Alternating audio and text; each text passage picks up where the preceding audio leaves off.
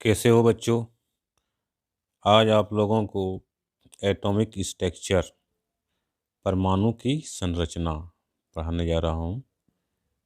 तो देखिए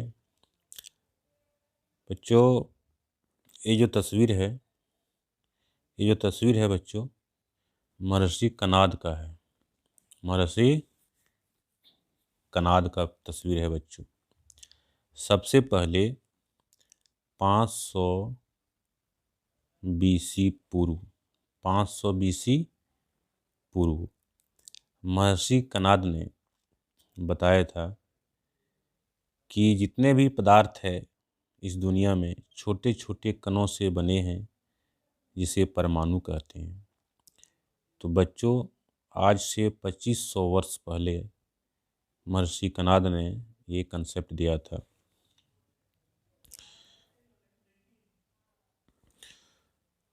तो देखिए बच्चों, ये जो है महर्षि कनाद का जो कंसेप्ट था कि कोई भी पदार्थ, देखिए यहाँ पे ये पदार्थ है। ये क्या है बच्चों? पदार्थ है। ये क्या है? पदार्थ है। इस जो पदार्थ जो है छोटे छोटे कणों से बना होता है, इसे परमाणु कहते हैं। तो देखिए इसको छोटा छोटा किया गया, इतना छोटा कर दिया गया। यहाँ पे देखिए ये छोटा कर दिया गया, तो इसी को परमाणु कहते हैं। ये महर्षि कनाद का कंसेप्ट था। तो सबसे पहले परमाणु का कंसेप्ट महर्षि कनाद ने दिया था। इतना समझ में आया बच्चों। अब हम लोग नेक्स्ट देखते हैं डाल्टन। डाल्टन ने क्या कहा था परमाणु के बारे में? कनाद के बाद डाल्टन ने कहा था। तो देखते हैं। तो ये देखिए बच्चों, ये डाल्टन जो है नेक्स्ट जो है महर्षि कनाद के बाद डाल्टन ने कहा था। डाल्टन का परिचय देख लीजिए पहले। सन 1808 में जॉन डाल्टन नामक एक ब्रिटिश स्कूल अध्यापक ने, एक टीचर थे, डाल्टन ने पहली बार द्रव्य परमाणु सिद्धांत प्रस्तुत किया। इसमें परमाणु को पदार्थ का मूल कण माना, यानी पदार्थ के जो छोटे कण हैं उसको मूल कण माना। इसे डाल्टन का परमाणु सिद्धांत कहते हैं। इसे डाल्टन का परमाणु सिद्धांत कहते हैं बच्चों। तो डाल्टन के परमाणु सिद्धांत के अनुसार सभी द्रव, चाहे तत्व, यौगिक या मिश्रण, तत्व हो या यौगिक हो या मिश्रण हो, सूक्ष्म कणों से बने होते हैं। सूक्ष्म कणों से बने होते हैं, जिन्हें परमाणु कहते हैं। तो डाल्टन के सिद्धांत की विवेचना निम्न प्रकार से कर सकते हैं। तो डाल्टन ने यही सिद्धांत दिया था बच्चों। महर्षि कनाद ने दिया था इससे पहले, इसको तो डाल्टन ने दिया।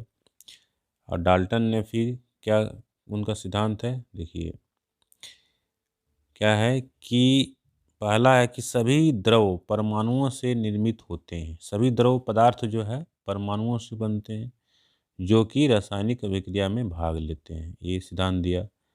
परमाणु अविभाज्य है, सूक्ष्म कण होते हैं। कहा है कि परमाणु जो है उसको डिवीजन नहीं कर सकते हैं, जो रासायनिक अभिक्रिया में न तो सृजित होते हैं और ना ही उनका विनाश होता है।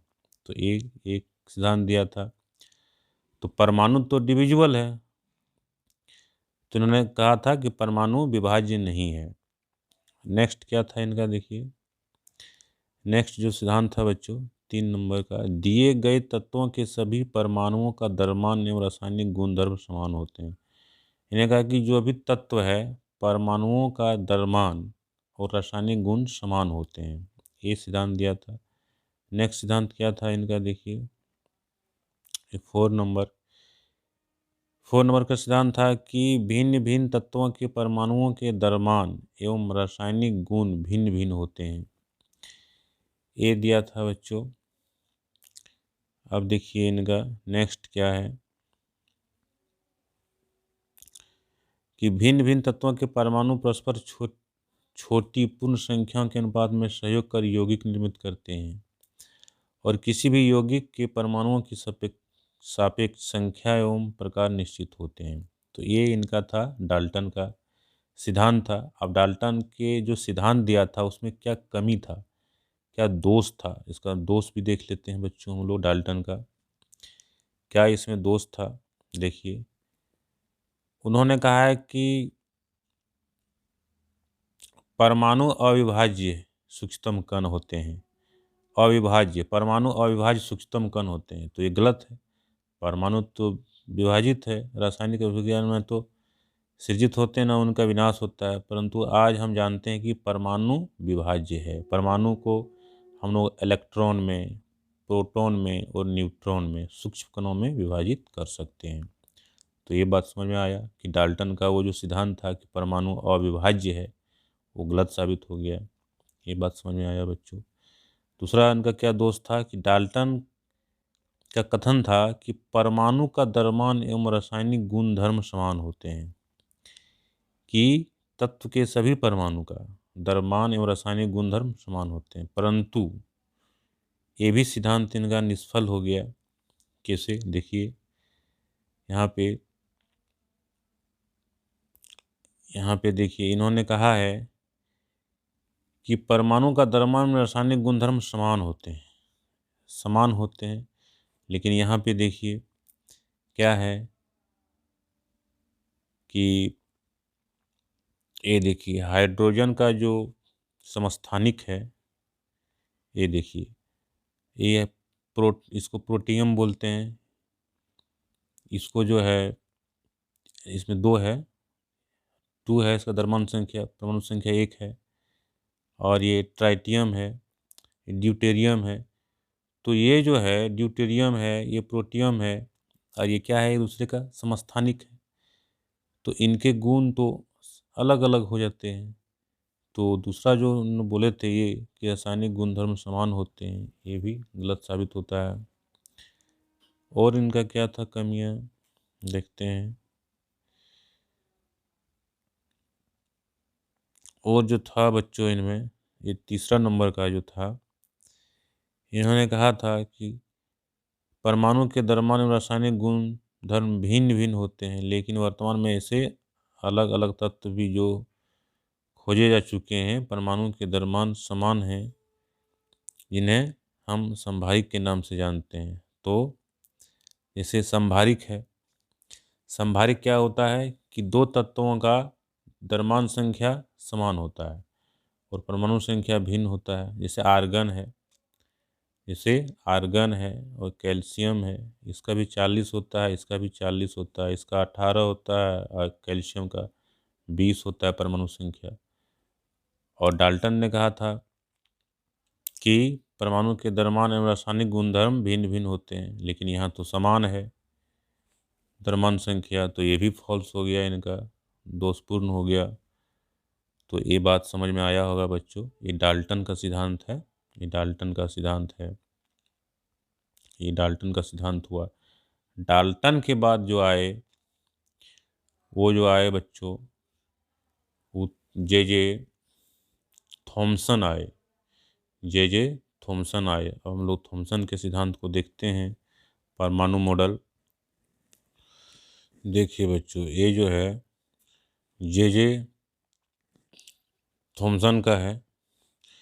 जीवन परिचय है कि ब्रिटिश भौतिक शास्त्री जे जे थॉमसन 1856 से 1940 इनका कार्यकाल था।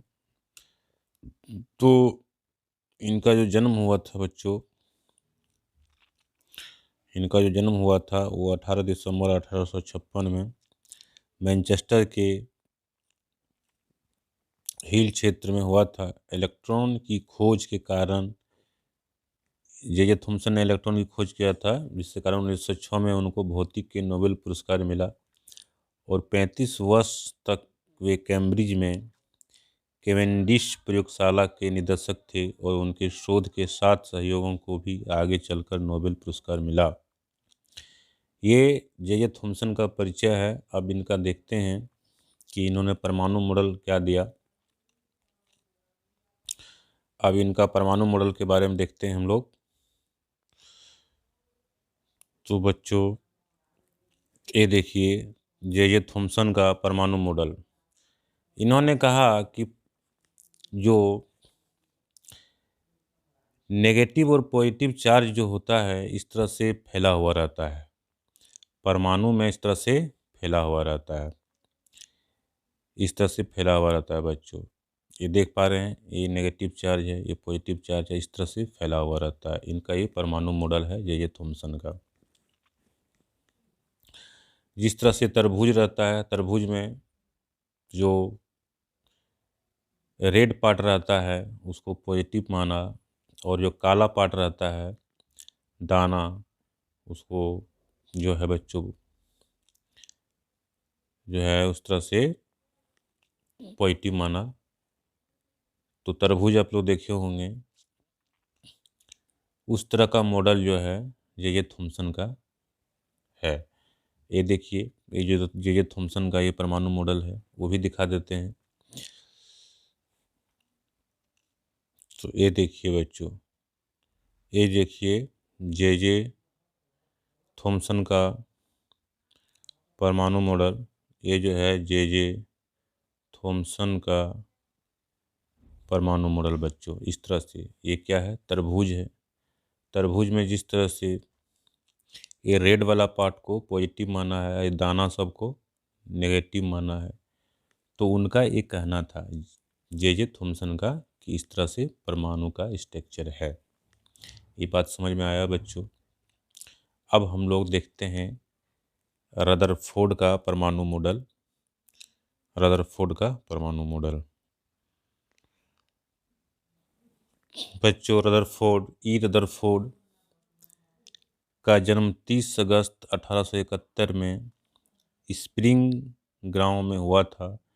उनका नाभिक भौतिक जनक माना जाता है, नाभिक के भौतिक का जनक माना जाता है रदरफोर्ड को। रेडियोधर्मिता पर अपने योगदान और सोने की पन्नी के द्वारा, ये जो गोल्ड फॉयल होता है बच्चों उसको भी दिखाएंगे, परमाणु के नाभिक का खोज के लिए बहुत प्रसिद्ध हुए। यानी रदरफोर्ड ने ही परमाणु के नाभिक का खोज किया। ये जो नाभिक का खोज किया बच्चों वो रदरफोर्ड ने किया। रदरफोर्ड के परमाणु मॉडल में ये बात साबित हुआ। अभी दिखाते हैं उनको कि इन्होंने किस तरह से एक्सपेरिमेंट किया और नाभिक का खोज किया और इन्होंने कैसे परमाणु का मॉडल दिया। देखते हैं। ये देखिए बच्चों, ये जो है रदरफोर्ड का एक्सपेरिमेंट है, और इस एक्सपेरिमेंट के द्वारा ही उन्होंने परमाणु का अपना मॉडल दिया। कि देखिए इन्होंने क्या एक्सपेरिमेंट किया कि इन्होंने गोल्ड फॉयल लिया, यानी सोना जो होता है, सोना का पतला ये चादर लिया, ये फॉयल लिया, और इस पर जो है अल्फ़ा पार्टिकल्स का बम्बार्ड कराया। इस पर देखिए अल्फ़ा पार्टिकल यहाँ बम्बार्ड कराया, तो अधिकतर अल्फ़ा पार्टिकल जो है बाहर निकल गया, कुछ ही जो है डाइवर्ट हुआ। यहाँ पे देखिए कुछ ही जो डाइवर्ट हुआ, अधिकतर पार हो गया। तो इससे उन्होंने ये साबित किया कि एटम का अधिकतर भाग खाली स्थान है, अधिकतर भाग खाली स्थान है बच्चों। और एटम का जो पार्टिकल्स है वो बहुत कम जगह लेता है और उसका वॉल्यूम बहुत कम है। अभी दिखाते हैं नेक्स्ट चित्र में हम इसको। अभी तो ये देखिए बच्चों, ये जो है रदरफोर्ड का जो है एक्सपेरिमेंट, जो अभी पहला चित्र दिखाए, ये दूसरा है कि इसमें देखिए अधिकतर क्रॉस कर गया, अधिकतर अल्फा पार्टिकल बाहर निकल गया, कुछ ही है जो डाइवर्ट हुआ। ये देखिए, इसका मतलब है जो डाइवर्ट हुआ, जहाँ से टकरा के वापस हुआ, वो पार्ट ही एटम का नाभिक है, न्यूक्लियस है। और रदरफोर्ड ने नाभिक का यहाँ पे खोज किया। तो फिर दिखाते हैं आगे इनका और अगला स्टेप क्या है। ये देखिए बच्चों, ये जो है इनका परमाणु मॉडल, देखिए इनका इस तरह से हुआ कि ये नाभिक है बीच में, और इलेक्ट्रॉन जो है चारों ओर घूमता है। ये इलेक्ट्रॉन है और ये न्यूक्लियस है, नाभिक है बच्चों, ये नाभिक है। क्या है? नाभिक है, ये नाभिक है। ये बात समझ में आया बच्चों। ये जो है रदरफोर्ड का परमाणु मॉडल है।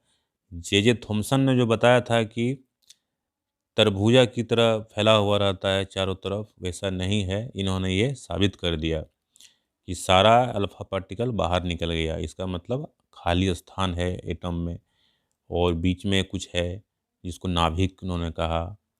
और नेक्स्ट इनका दिखाते हैं स्टेप। तो ये देखिए बच्चों, इनका ये जो है रदरफोर्ड का ये है परमाणु मॉडल रदरफोर्ड का, कि बीच में न्यूक्लियस है और इलेक्ट्रॉन कक्षा में घूम रहा है। और ये बात समझ में आया होगा बच्चों।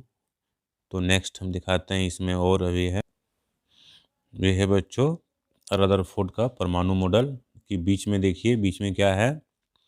ये बीच में जो है ये नाभिक है, जहाँ पे न्यूट्रॉन और प्रोटॉन रहता है, और ये इलेक्ट्रॉन है जो कक्षा में घूर्णन करता है। ये है रदरफोर्ड का परमाणु मॉडल। और रदरफोर्ड ने क्या कहा था? रदरफोर्ड ने कहा था कि ये घूम रहा है और अपना एनर्जी को लॉस कर रहा है, ये इसने कहा था।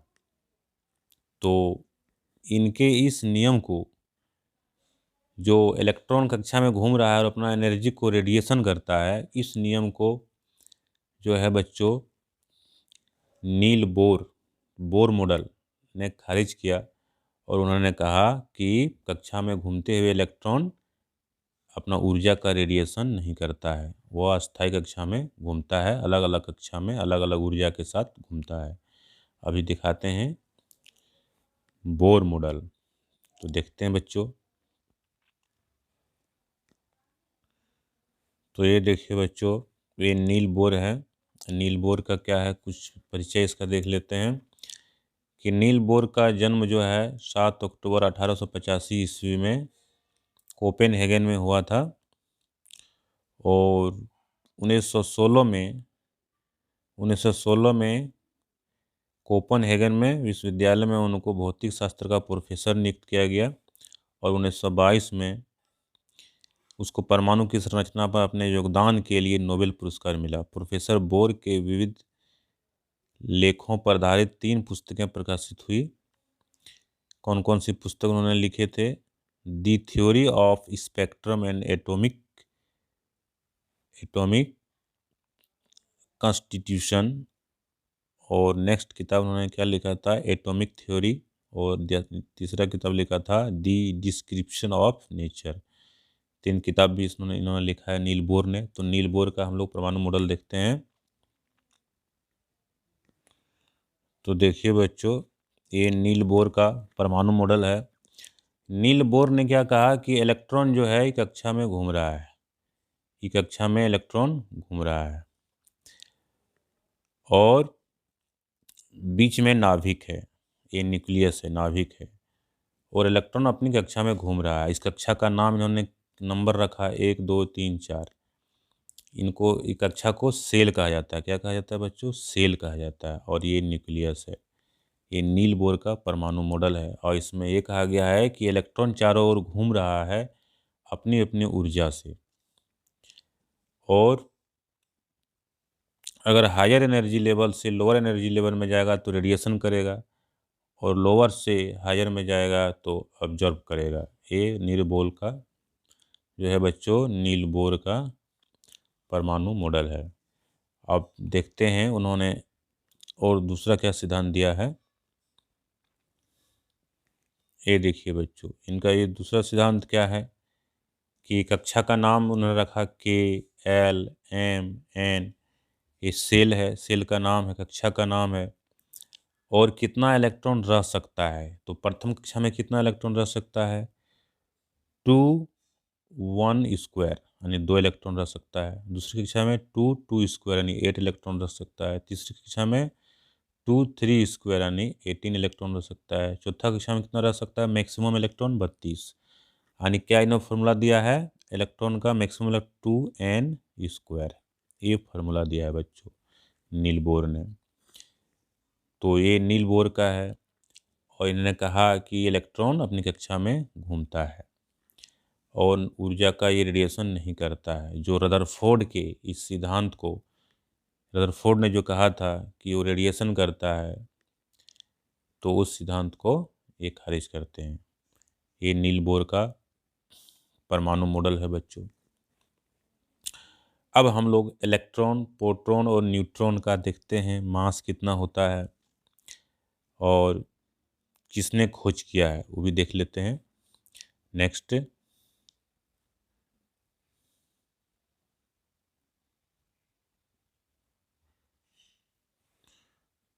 तो ये बच्चों इलेक्ट्रॉन है।